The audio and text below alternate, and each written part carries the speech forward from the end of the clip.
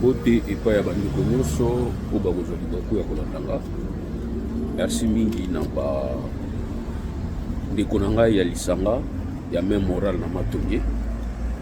Message na bino nazwaki yango epa président main morale sololaki na yo et m'avait informé que il y a notre sœur Nadège akufelaki grande sœur na présenter ba condoléances na ngai. Et aussi merci na conseil bopesaki ke ba émission na nga nasalaka yango mingi ba 1 heure du temps te, nasalaka yango ya 10 minutes, en tout cas tout au plus 10 peut-être 15 pour permettre que tout le monde balanda na tenir compte nango. À partir d'aujourd'hui na osala sous ba émission ya ba 1 heure du temps te, na osala yango ya moke na ndenge bosengi. Courage na déjà kufeli grande sœur. Courando peut aussi courage et pas na yo kufeli belle sœur. Nous ensemble. Merci beaucoup.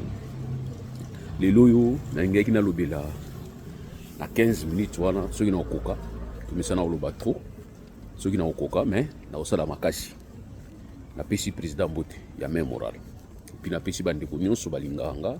Merci na ba observation na bino, merci na ba conseil na bino. En tout cas merci na ba conseil, merci na ba observation, merci na ba reproche. Maintenant mukili boy bongaka erreur ali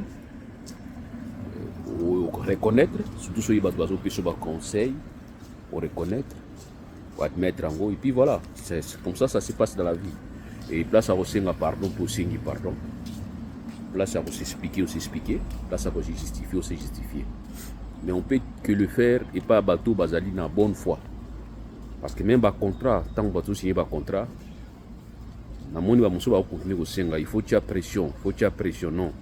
Un contrat au tchaka pression de. Un contrat babi contrat ça comme consentement, il y a consentement, c'est-à-dire volonté. Il y a un mot il faut que ba contrat ça la exécuter de bonne foi.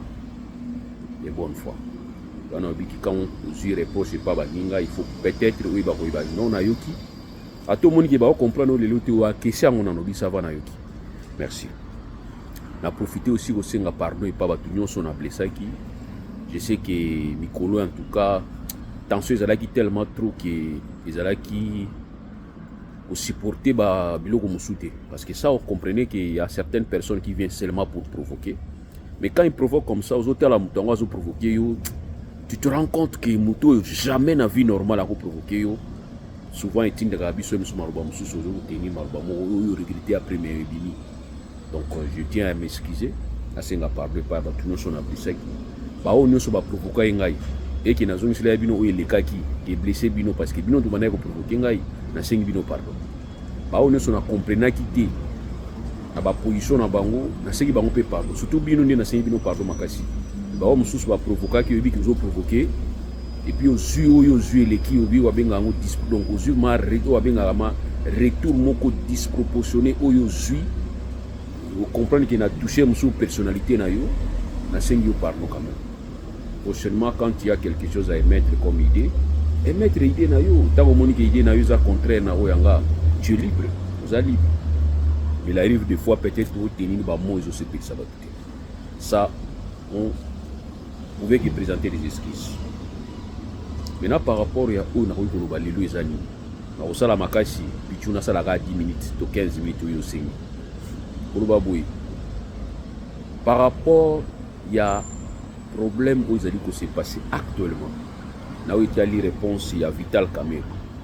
C'est on peut aussi refuser Vital Kamerhe oboya ye obokanga ka ye muyibi to bolinga ka été to ozana problème moko particulier na Vital Kamerhe.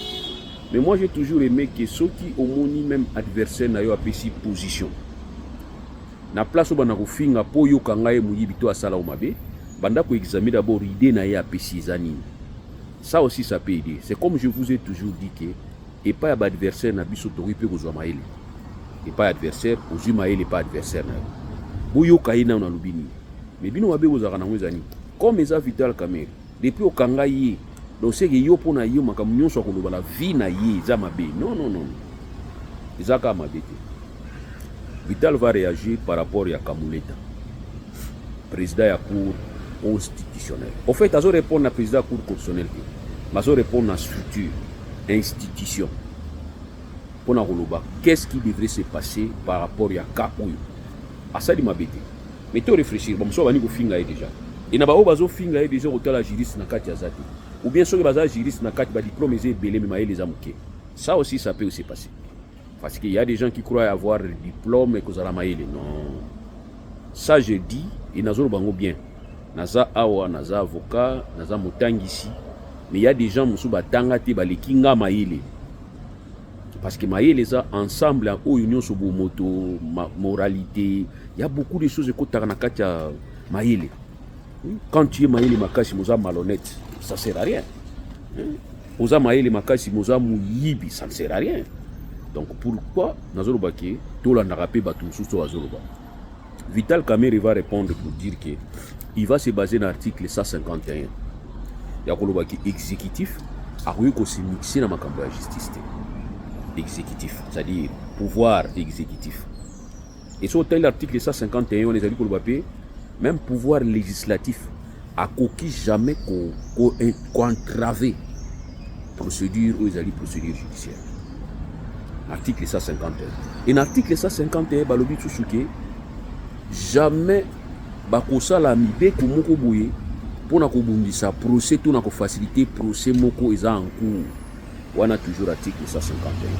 Moi je pense que j'ai demandé à ceux qui batomaye les bonne foi parce que tu peux être intelligent et dit tout à l'heure nous azoba na bomoto et to senge pas ya bateau bazana vraiment na maïli puis bazana bomoto to banda ko expliquer ba article na ba makambo susu na lingala na kikongo na swahili na chiluba pour permettre à ceux qui bateau susu o bazana difficulté à ba mot ya français na français ba comprendre facilement comme ça ceux bateau bazé belé bazo comprendre au monde qui bateau maïli o ba mi betaka bateau maïli bazana diplôme 1045 445 000 diplômes.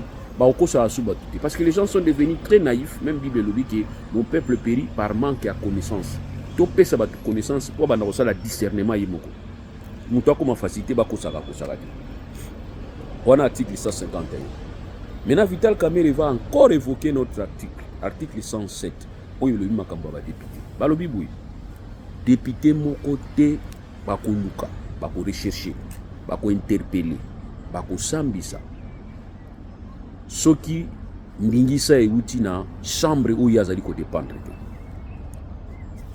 ba pikisi il faut ndingisa euta na chambre où yazali ko dépendre des ciment ye député wana bako mimaka ili buso ya juge to na kosambisa to na poursuite ko kabele soki chambre où yazali ko dépendre ezali na vacances okokini na bureau c'est ainsi que omona ke tolo makambo matata pour on a défendu Matata Pognote. J'ai toujours dit que nous sommes parmi ces gens-là. Banda Kala Makamabukangalo Banda.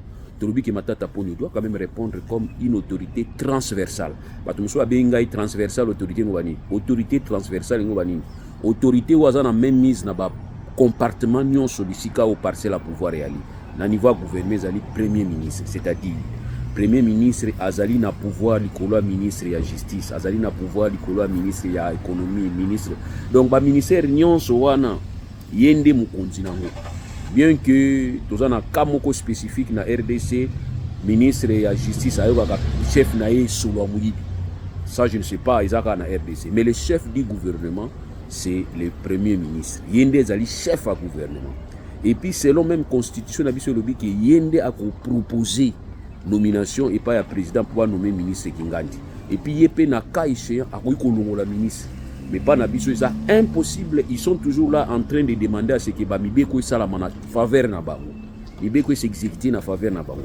Quand c'est pour leur na faveur na bango, balingi mibe ko sala ndenge mibe ko sengeli. Mais quand ils trouvent que ça na faveur na bango te balingi ko banda ko justifier parce que en principe premier ministre est chef du gouvernement.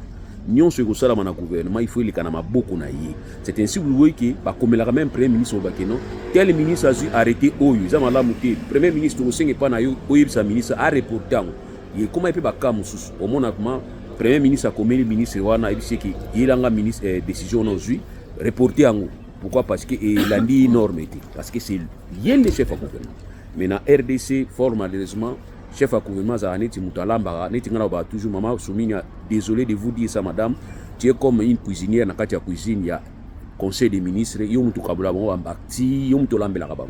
Or yonde patron gouvernement. Et balobi même que le gouvernement, il faut travailler en collaboration avec le président de la République. Le président n'est pas le chef du gouvernement. Il est une institution au sein, il y a pouvoir exécutif. Et lui ne peut pas imposer. Il doit travailler. 10 minutes et déjà, alors, il y a un qui par rapport à une autorité morale. Donc, Matata Ponyo doit répondre comme autorité morale, il y a gouvernement, tant que bon bimaki. Bon, il y a une banque, ministre, il y a budget, ministre des finances, gestion, il y a tu dois répondre. Tu ne dois pas t'éclipser. Il faut répondre. C'est ainsi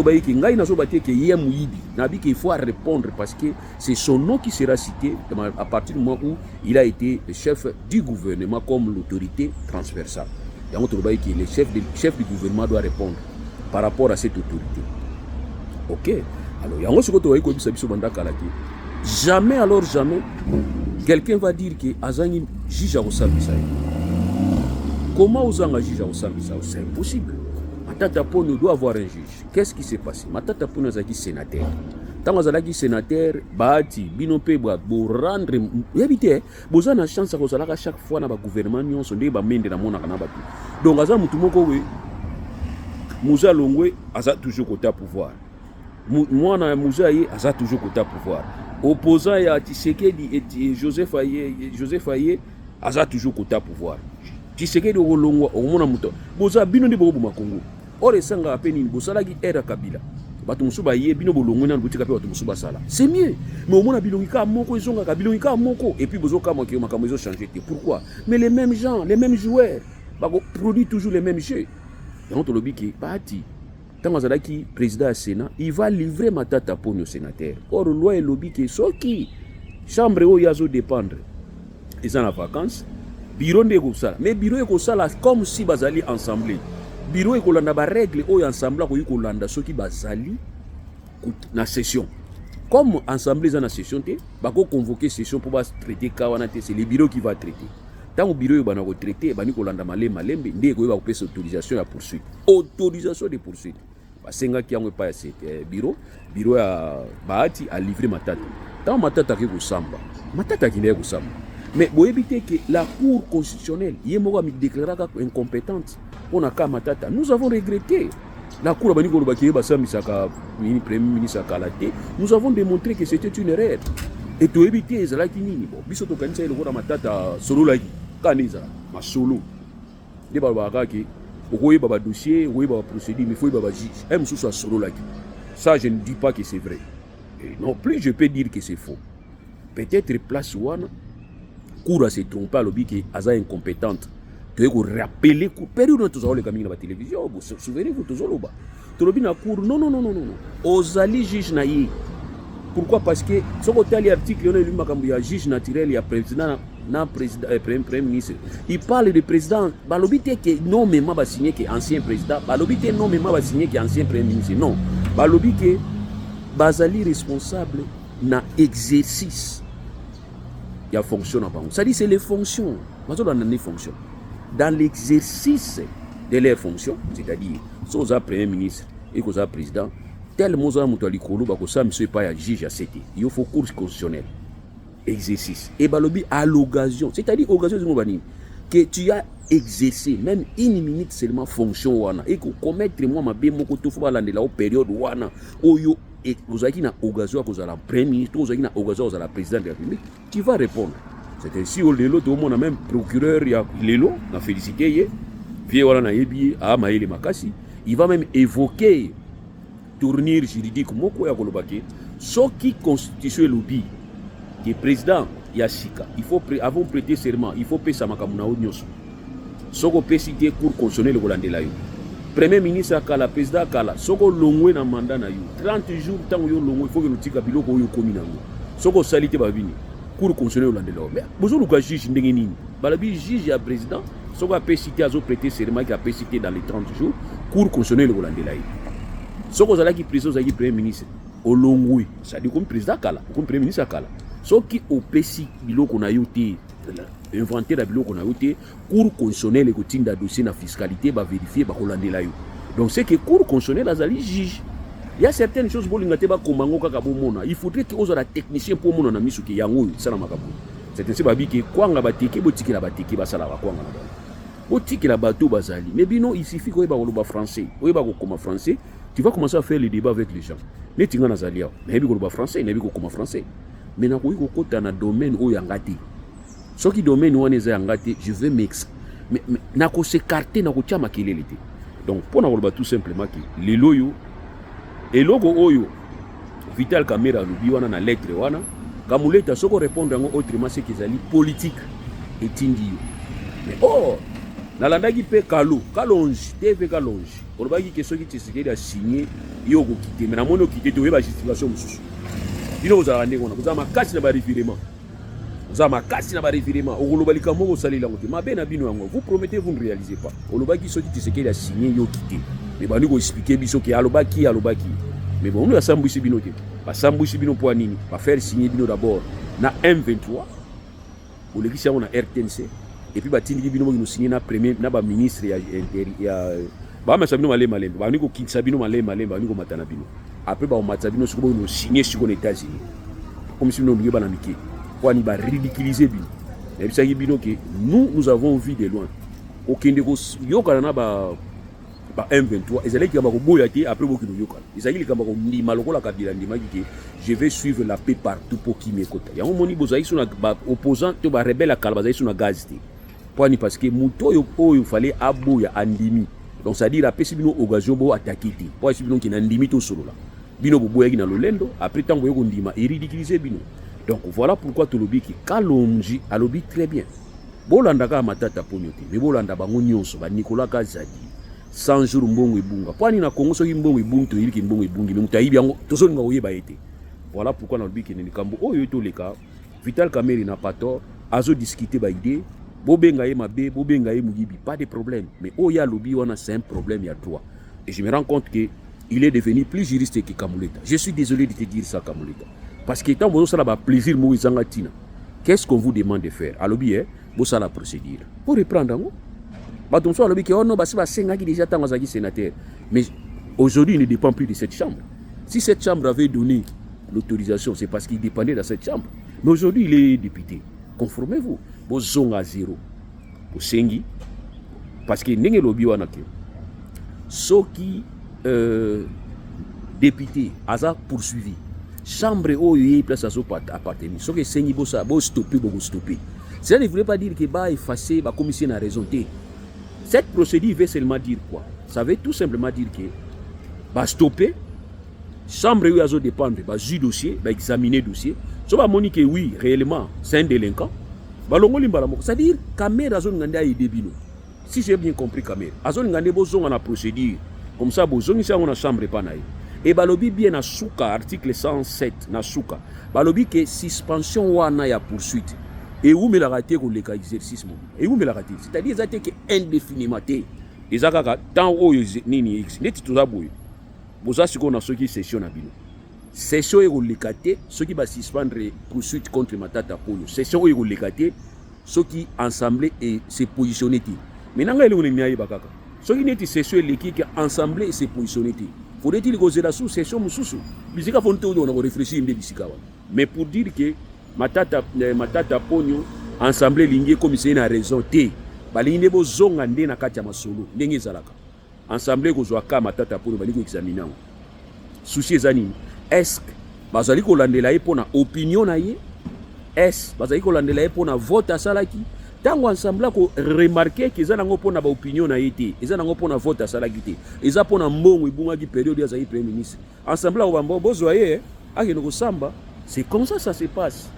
Bande kolanga posa ko sala douane awa na Europe na Congo na zasuna posa ko sala douane soki na zongi to utar na ozana ngata maçon tailleur plombier cordonnier musala kitoko kusala yango wana bo bisa bana mili basala ba métier ba droit c'est pas la peine na Congo biso tout ba juriste ko ba zoba bizengi na bizengi kwani parce que la politique nous pousse Kamuleta réveille-toi c'est quand un économiste abani ko peso ba leso à droit bisika biso d'Europe zo rakanda yango wana bosala ba débat na ba économiste ba la sabino ke bangondi biso to la sabango biso ndé biso tala sur les terrains tala to aussi ma babuso merci dans sali 20 minutes merci et puis bo s'abonner na moni bo s'abonner soute bo s'abonner ceux qui critiquent ya lisa la critique mais ko finga ndete bato ko finga tous lukela bino place tokozongisa bino mituna bino eza sous normal te toko comprendre nga sono moto afingi na bloqué kaka na ligne ba discussion pam pam. Allez, merci, au revoir.